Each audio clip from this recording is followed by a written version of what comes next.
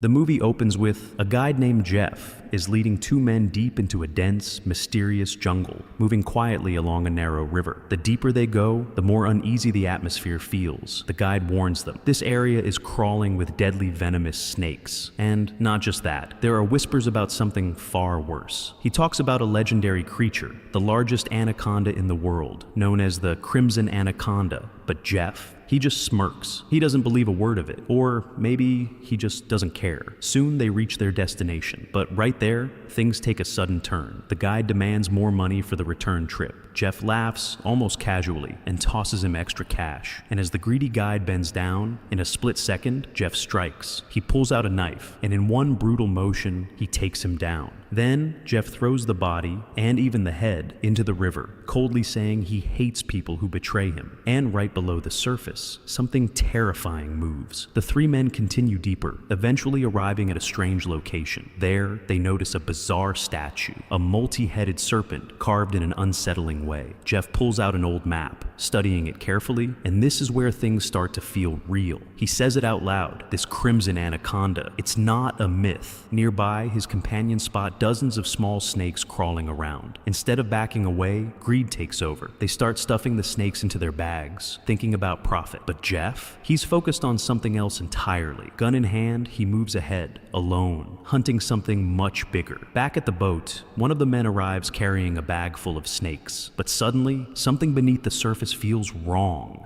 Panicking, he turns back toward the jungle. Out of nowhere, a gigantic anaconda strikes, grabbing him by the neck and tightening its grip. Not far away, the second companion freezes mid-step, because right in front of him is that same monstrous anaconda, the one that just took his friend. But then, something disturbing happens. The anaconda spits out the previous body and instantly lunges again, capturing him too. This time, there's no escape. The creature tightens its grip, crushing him completely. And watching all of this, silently, from a distance, is Jeff, because his goal isn't survival. His goal is capture. He prepares to sedate the creature, carefully aiming, but suddenly the jungle erupts with loud animal cries. The noise distracts the anaconda, and just like that, it disappears back into the wilderness. Then the story shifts. We move to a struggling circus, where chaos and frustration are everywhere. The owner is furious at his performers, because the business is falling apart. And then, a man named Balian steps in. He offers a large amount of money. He becomes the new owner of the circus. Turns out, he used to work here 2 years ago,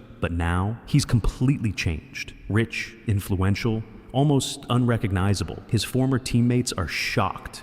Balian tells them if they want to make real money, they need to come with him to Thailand for a major show. And one by one, they all agree. The next day, the entire group boards a boat. With Baling as the captain, their journey begins. As night falls, something feels off. Balian is in the bathroom, secretly talking on the phone about a delivery. But suddenly, his phone slips from his hand and falls into the water. Soon after, he introduces two more people, Jung and his cousin Wang, who were also lured onto the boat, under the promise of performing in the circus. But that promise might not be real. The next day, their path gets blocked by large wooden crates floating in the river. The captain suggests taking another route, even if it takes longer. But Balian refuses. He pressures them to clear this path, no matter what. So, the captain, with help, plants dynamite on the crates. But what they don't know is those crates are filled with snakes. The explosion clears the path, but it also sends dozens of snakes flying onto the boat. Chaos erupts instantly. People scream, run, panic. Eventually, using high-pressure water, they manage to wash the snakes away.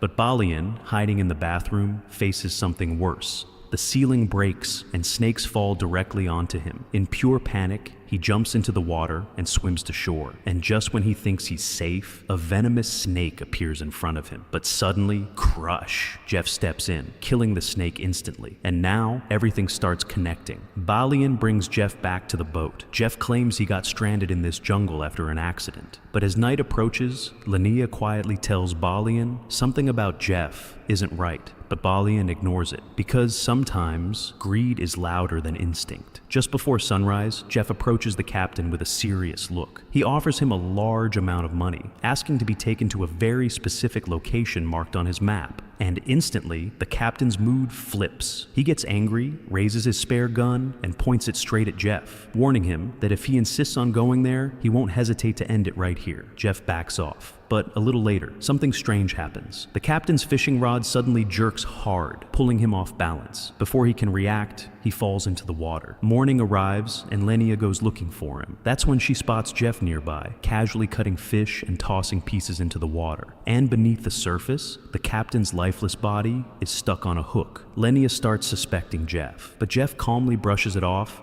saying, "This is the jungle. People disappear all the time." But the truth? He used the captain as bait. Moments later, the jungle erupts again with loud animal cries. Jeff immediately warns everyone. Something dangerous is coming, and deep underwater, a massive anaconda moves toward the bait. Suddenly, Jeff's fishing line pulls violently. He looks down and realizes his hook is lodged into the anaconda. But this isn't something you can control. With insane strength, the creature yanks the rod so hard, it snaps. Jeff loses balance and falls straight into the water. For a second, it feels like he's done for. But somehow, he manages to climb back onto the boat. And then, without warning, the giant anaconda launches itself onto the boat. The creature slams onto the deck, and then, in a horrifying moment, it spits out the captain's body right in front of everyone. The anaconda begins attacking, moving fast, striking without hesitation. Everyone runs, hides, screams, just trying to stay alive. Inside the bathroom, Daz and Jaepong think they're safe.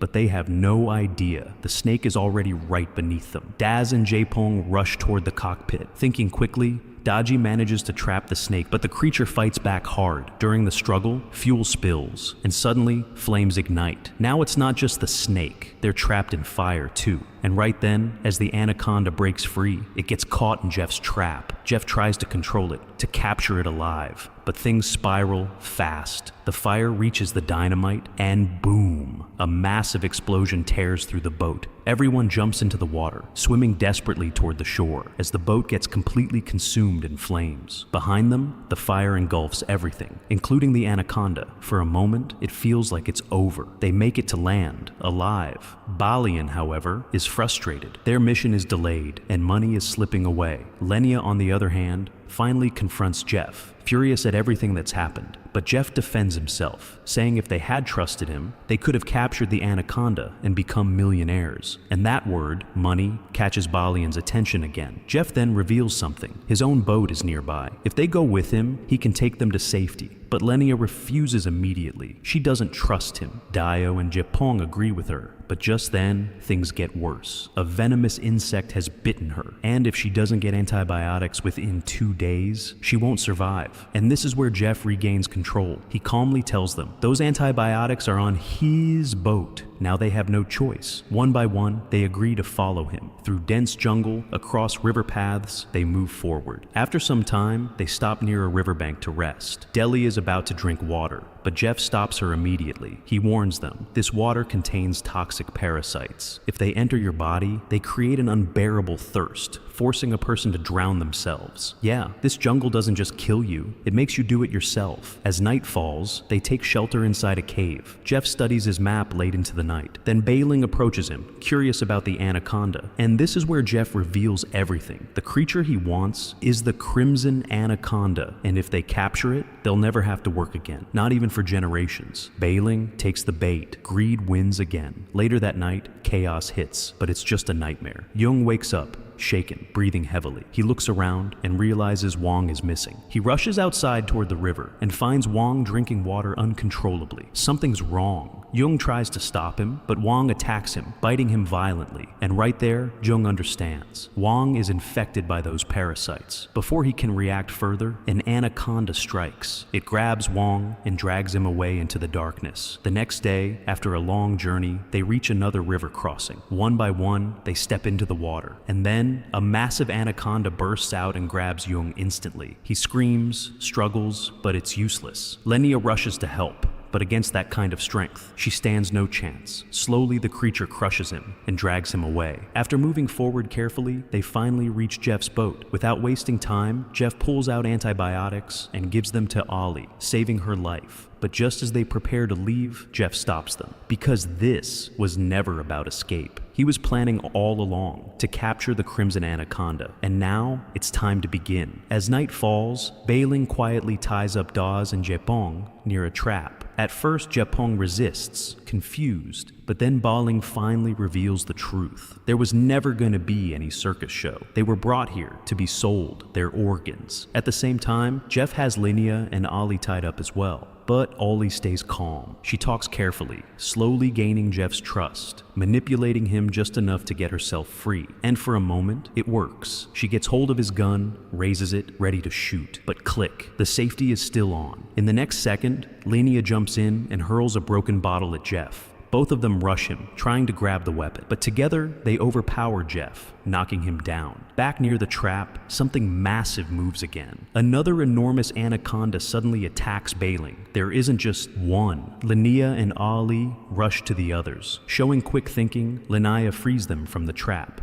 But right then, Jeff is back on his feet. He's awake. He approaches them again, ready to take control. But before he can act, yet another anaconda strikes, grabbing him this time. In the chaos, a shocking realization hits. The bullet fired earlier didn't miss. It hit Ahli. Her condition rapidly worsens, and despite everything, they can't save her. She dies. Morning comes. The remaining three decide to leave using Jeff's boat. But just when it seems like they might finally escape, a sudden shot rings out. Jeff is still alive. A flashback shows what really happened earlier. Jeff had actually cut off the head of that first anaconda to save himself. Now, he takes control again. He captures them, ties them up, and begins setting his final plan into motion. All around the jungle, he stretches sharp metal wires, deadly traps designed so nothing can escape. Then he waits, holding the trap rope, patient, focused. Moments later, snakes begin to appear. Most of them scatter away, but one stays, because this one is different. The Crimson Anaconda has arrived. Without hesitation, it attacks another anaconda, killing it effortlessly, and then it turns toward the real target. Jeff triggers his trap, and for a moment, it works. The Crimson Anaconda gets caught, but only for a moment, because this isn't a normal creature. With raw, overwhelming strength, it breaks free. Jeff tries again,